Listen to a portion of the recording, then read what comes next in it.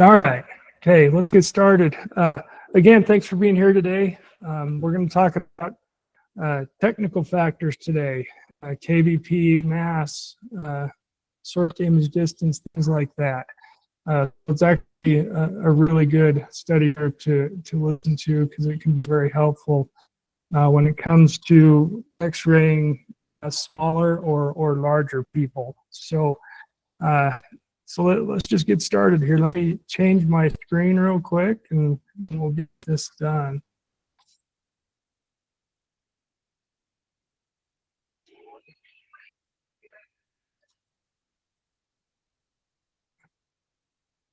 All right, can you guys see that okay?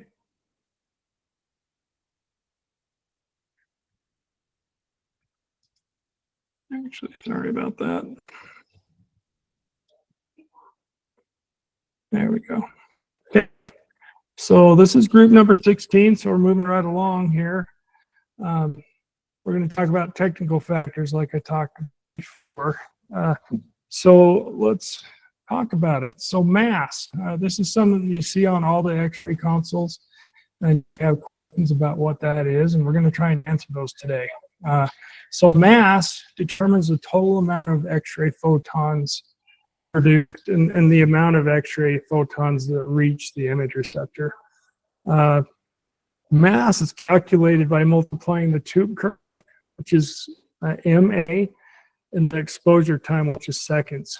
So you're multiplying those two things together to come up with a number. The time is usually sub 1 second. So we're not exposed to people a very long amount of time. It's very short. The effect that MAS has on an image, the higher MAS results in more X-ray photons reaching the image receptor, resulting in a brighter, denser image with less quantum model. That's the term you need to know, quantum model, which means noise. Lower MAS will result in a lighter image and may be more prone to quantum model or noisy, grainy image. So when you do get a light, grainy image, you know that you don't have enough MAS. Okay, I mean, you need to at least double your MAS. Okay, impact on the patient. Higher MAS means higher dose, higher patient dose. We're sending more X-ray photons to the patient, therefore they're going to have a higher radiation dose. So as patient thickness increases, more radiation is exposed, requiring an increase in MAS to maintain an adequate exposure. Okay, it's just physics. The bigger the body part we're trying to get through, the more X-ray photons we need to send to get through that body part. Okay. Rule of thumb, for every 1.5 inches of thickness, MAS can be doubled. Okay. That's just something to always remember a little bit. You know, if you look at the size of the body part that you're imaging and you shoot your image, it's light, you know, you're going to probably double your MAS or even triple or quadruple. But that's just a good rule of thumb. Okay, let's talk about KVP. KVP determines the energy or the penetration power of the X-ray beam itself, or the maximum voltage to an X-ray tube during exposure. So the effect on the image for the KVP is higher KVP increases the penetrating power of the X-ray beam, allowing it to pass through thicker body parts, right? So higher KVP will also reduce contrast, making the image look less sharp. Lower KVP reduces penetration, increasing contrast, and making the image look sharper. So the lower the contrast, the sharper the image is going to be. So lower KVP will increase lower KVP will also increase patient dose, just for the fact that when we lower KVP, we usually need to raise our MAS. Okay. Impact on patient dose. Higher KVP generally reduces patient dose, just for the fact that we will be lowering our MAS, right? And the higher the KVP, the lower the MAS, so less impact on patient dose. So adjusting KVP for extremities or thinner tissue types, less KVP is needed. We don't need a lot of penetrating power to get through a hand or finger or wrist. For thicker tissues, a higher KVP is used to increase penetration and decrease contrast. For example, a chest x-ray with the thicker body part, and we're using a very high KVP, usually around 110, 115 KVP. And it's going to give us less contrast, but that's okay because we're looking at soft tissue, more shade gray or less contrast.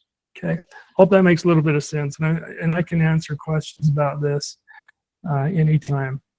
So let's talk about something called the 15% rule. Okay, the 15% rule is a guideline used to adjust exposure factors, i.e. mass and KVP. Essentially, a change in 15% on the KVP, either up or down, requires doubling or having the mass to compensate for a change in exposure. Okay, how it works: when the KVP is increased by 15%, the mass is decreased by half. Okay, in order to maintain an exposure factor that we need. Okay. Example, original KVP is 70, original mass is 10. So if we raise the KVP to 80, that's approximately 15%. Our mass is going to be 5 because we've cut that mass in half.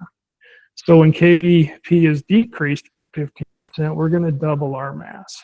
And just remember, this is to maintain the exposure that we want, right? If we need less contrast, we're going to bump our KVP up 15%, which we're going to lower our mass by half to maintain the exposure that we're trying to get. If we need more contrast, we're going to lower that KVP and we're going to double the mass. Okay. By adjusting the mass appropriately, patient dose can be decreased while maintaining image quality, and that's what we're talking about. Thank you. So the original technique, 70, if we shoot it at 60 kV, that's a decrease in about 15%. And we need to double our mass to maintain our exposure factor. Okay. By adjusting the mass appropriately, the 50% rule helps to ensure that the image receptor receives the correct amount of exposure, leading to a good quality image. Okay, just FYI, the 15% rule isn't always precise. You're not going to be able to get exactly 15%, but it is a good approximation, and that's important for us to know. Okay, and like I said before, if we want more contrast, we've got to lower our KVP rate, but we also need to double our mass if we go more than 15%. So to maintain an exposure with a little bit better contrast. And I know that's kind of hard to grasp right off the bat, but this is going to make sense to you. Okay, remember the 15% rule is okay. If the KVP goes up 15%, the mass is half. If it goes down 50%, the mass is doubled. Okay, all right. So examples. What do we do if an image is really dark? We've really over-penetrated the image. What do we do? So this usually means the X-ray beam was too intense, and it led to an over-penetration in a dark image. This can usually be corrected by cutting the mass in half, right? We're going to try and reduce the amount of X-ray photons that we send to that image, because we don't need the amount that we had before because it's too dark and it's way too much penetration, right? That's usually going to take care of your dark image. If it doesn't, you can reduce your mass by 2 times, okay? So what do we do if the image is really light or grainy? In this case, the image is usually underexposed, meaning not enough radiation reaches the image receptor. Okay. This is corrected by, depending on the degree of underexposure, by doubling your mass. Sometimes you'll need to triple or quadruple your mass, depending on how underexposed the image is. But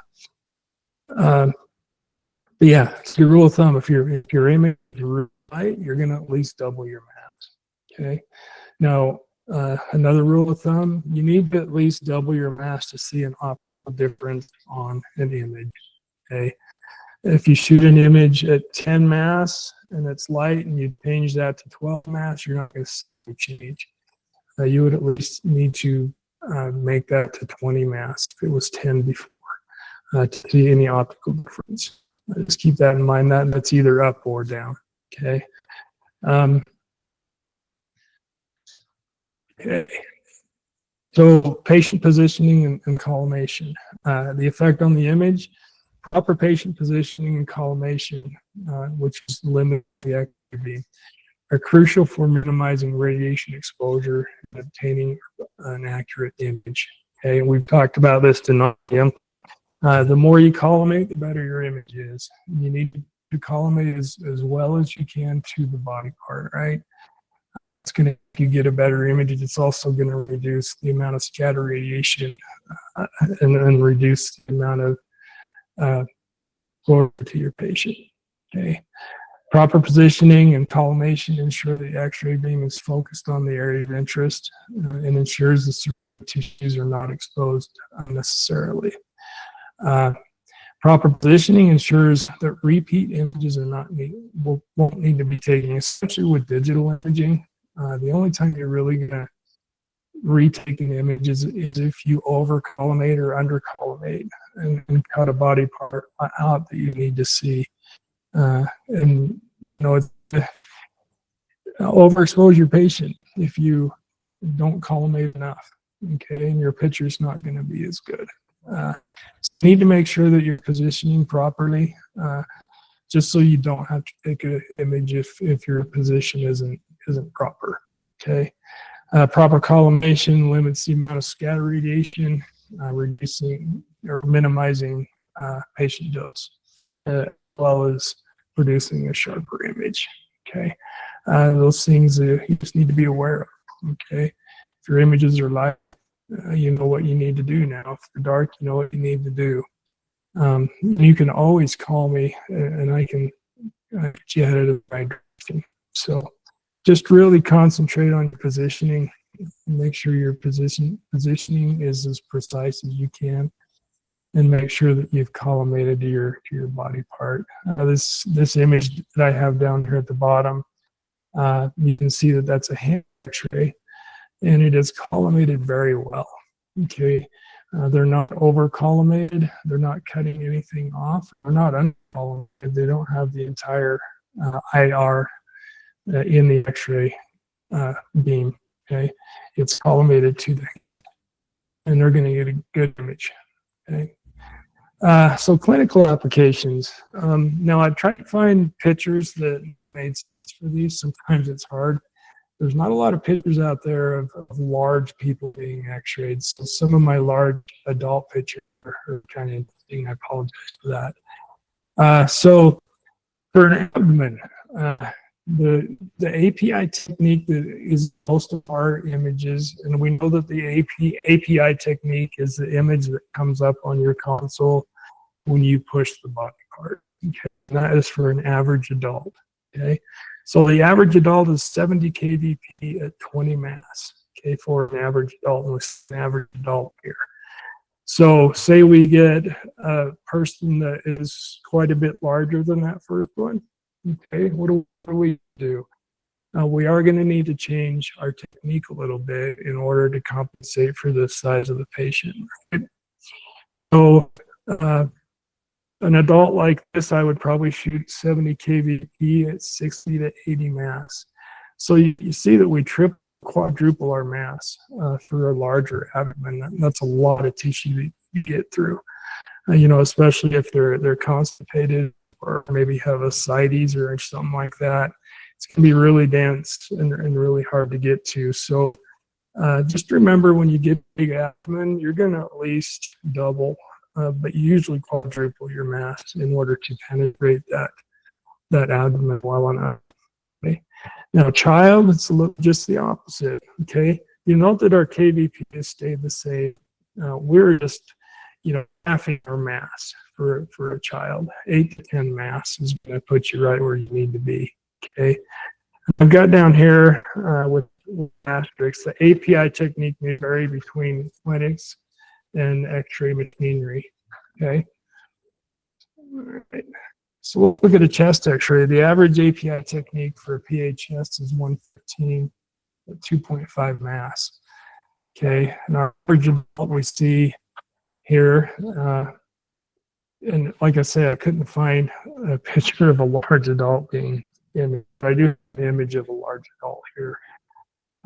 And same thing, we've at least doubled our mass, which would shoot this 115 at 20 to 30 mass. Okay, we've more than quadrupled our mass. Don't be afraid to double, triple, quadruple your mass. It's okay. You want to be able to get enough X-ray production to get through that thicker tissue. Okay, child. This child is actually what's called a picostat. We don't have those in our clinics, but it's a good depiction of how big a child is, right? We're going to our technique, both KVP and MAS. So 90 KVP at 2.5 mass is going to give you a nice picture of this young child. So just keep in mind, the majority of the time we're going to be adjusting our mass. Now with the child, we don't need 115 KVP. We don't need that much penetration power. So I knocked 25 off of that and shot it. You can do these at 80 or 90. And usually right around, 1.5 to 3.5 is plenty for your mass for a child. Okay. Now we're just going to go through a few of these just to give you an idea kind of what we're looking at. The lateral chest, we're going through transversely. So it's going to be more tissue that we need to get correct. Again, we're using 115 KVP, which is the average API technique that our machines give us. Okay, for an average adult, 5 mass, that's what's going to come up on your machine usually. Now, for a large adult like this large gentleman, yeah, I would pound him. I would 30 or 40 mass at least to get through that much tissue.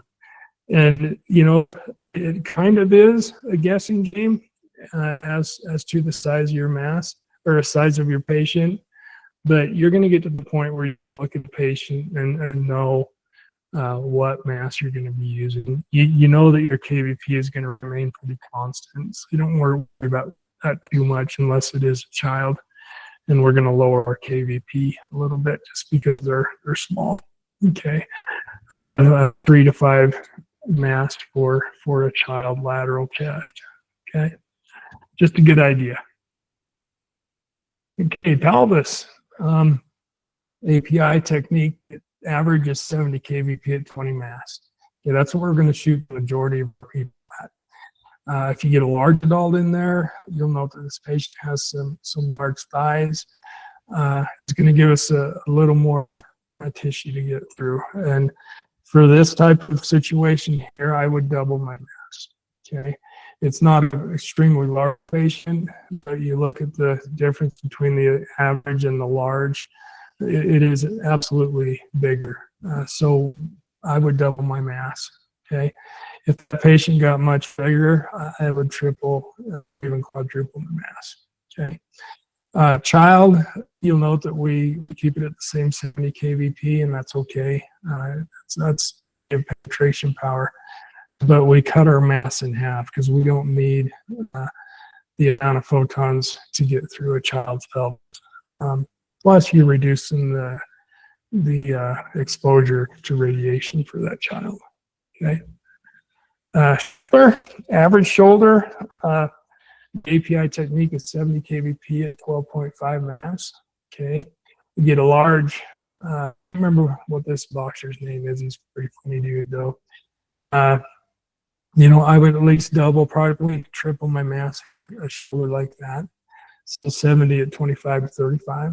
A child, we're going to go 76 to 8. Okay, we're just cutting our mass in half. Okay. Lumbar spine. The lumbar spines are one of those that you're going to see the largest amount of change, especially for a lateral lumbar spine. There's a lot of tissue to get through to image that spine.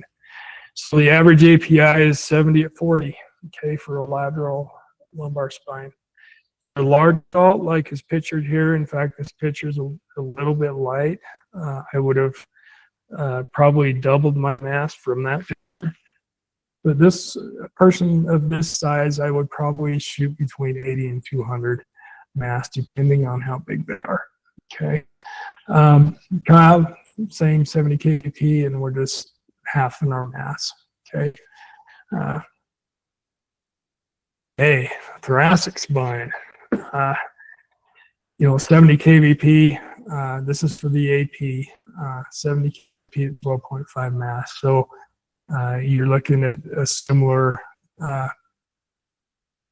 technique as in an abdomen, because they're very similar in size. Average adult or large adult, like Mr. Wyoming here, Rulon Gardner, go Wyoming. I would double my mass for sure. So 70 to 25, cut your mass in half. Okay. Lateral T-spine, a little bit different. Okay. The lateral T-spine, we're actually imaging through the lung tissue. Sometimes it's hard to see the vertebral bodies through the lung tissue. So we want a little more contrast there. So I usually shoot my T-spines at 66 KVP. The rate usually comes up at 68 or 70. I'll usually bump that down to 66 just to give a little more contrast. So an average adult, we're shooting about 32 mass. For a large adult, you're gonna at least double. Now this guy, I would probably triple his mass. Okay, shoot it right about 100 mass and give you a really nice, pretty picture. A child, we're just pretty much cutting it in half. Okay, a little bit less. But you'll note that we're shooting all of those at 66 KVP, just the fact that we want a good contrasting picture of the thoracic spine. Okay, ribs can be tricky depending on the size, age of your patient. Okay, on the left we've got an average adult size. Again, I'm shooting these a little bit lower KVP, just for the fact that we are looking at bone through lung tissue. It's going to give us a little more contrast of the ribs. Okay, so an average adult 66 at 20. For a larger adult, we're going to bump that up. We're going to double or triple or even quadruple our mass. And like I say, you guys are going to get to the point to know whether you need to double or quadruple your mass, just depending on the patient. Pay attention when you're taking pictures of average adults and see what your patient looks like at the API technique. So when you do get a larger patient in there and you double your mass and it's not quite enough, remember that for the next time that you need to triple your mass. Okay. A child, we're going to half our mass. Okay, we're going to get some nice, pretty ribs. Okay, so some to take away from technical factors. I know we kind of ran through those, and that was just to give you an idea of the API techniques that come up for an average adult. That's what we're going to use most of the time. Okay, unless we have a large adult or child, we're going to change our mass. Okay, we're going to either double, quadruple, or triple or quadruple our mass or more, depending on the size of the patient, or we're just going to merely half our mass to penetrate properly for a child. Okay, and that's all that was all. It's not an exact thing, guys. Usually the only thing that is exact is our KVP setting. We're going to keep that the same most of the time. But the mass is going to change when you have a larger adult. And that's just the way it is. You've got to send more X-ray photons to that patient, so we have a better chance of more X-ray photons making it through to the image receptor. Okay, the more we send, the more we get through. Okay. Anyway, so my advice is don't memorize the entire technique chart. Okay. It's just not something that you need to do, and it's not real effective. Okay. You just need to commit to memory a few of the different body parts, like a shoulder. Okay. I know that I'm going to shoot that 70 at 12.5 for an average adult. Okay. Here's another example. Most anatomic structures are different in size, correct? For example, a finger is done at 55 at 2.5, okay?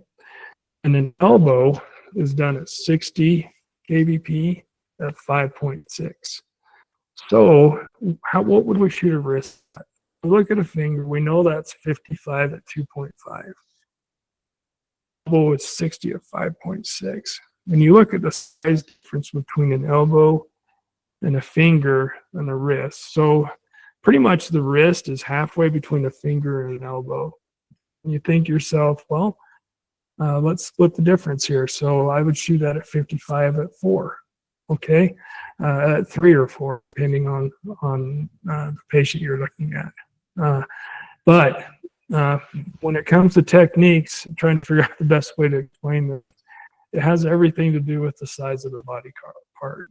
And if you know the average technique for an average tray, for a smaller and a larger body part, that part in the middle is going to be halfway between the small and the large. Okay.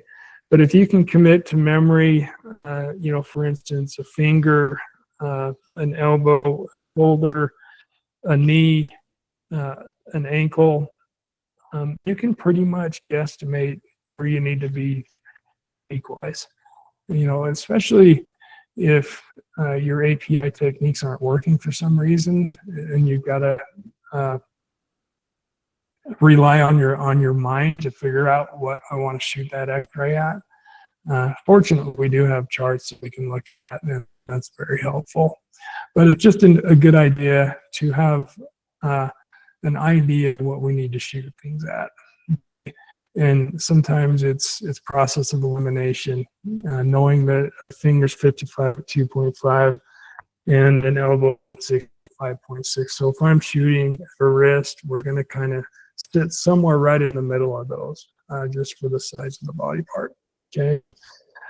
So the same thing can be done basically for all body parts. Just simply by knowing a few techniques, we can guesstimate pretty close of what a body part needs to look like technical wise. Okay. Don't make it too complicated. Use the technique charts on the wall if you need to. You need to stray away from the API techniques. And like I said, the only time you're going to do that is if you've got a large patient or a small patient. Okay. If you get stuck, you can always call. And if I miss your call, I'll call you back as soon as I can. But I can always get you in the ballpark, just knowing the patient's weight and stature type. I can get you pretty dang close. And like I say, if you guys can commit to memory just a few techniques of different body parts, you can come pretty close to guesstimating just by the size of the body part where that needs to be shot.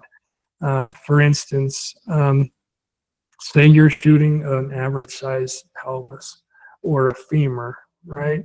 So think of what's kind of the same size as a pelvis or a femur, and you think abdomen, maybe shoulder, depending on the patient. So that's going to automatically put you right in the ballpark of what you need to shoot that pelvis at. So I know if the shoulder is about the same size as the patient's pelvis, I know that I'm going to shoot that at 70 at 12.5. Okay, if a little bit bigger, we're going to bring our mass up. Okay, it has everything to do with the thickness of the density of the body part that we're shooting. And, comparatively speaking, there's usually a body part that's comparable to the body part that you're shooting. Okay, and if you get stuck, that'll give you a good starting point. Okay, and if your image comes out light and grainy, you know you need to double, triple, or even quadruple your MAS. Okay. Anyway, technique stuff, like I say, don't overthink it. It's not too complicated. Just pay attention to what you're shooting things at, and you'll be in good shape. So I hope this was kind of helpful. Please reach out if you have any questions about technique stuff. We'll talk more about that going forward. And don't hesitate to give me a call if you need anything. Okay. But I appreciate you guys being here today. I hope you have a great weekend. Anyway, we'll see you next week. Thank you guys so much.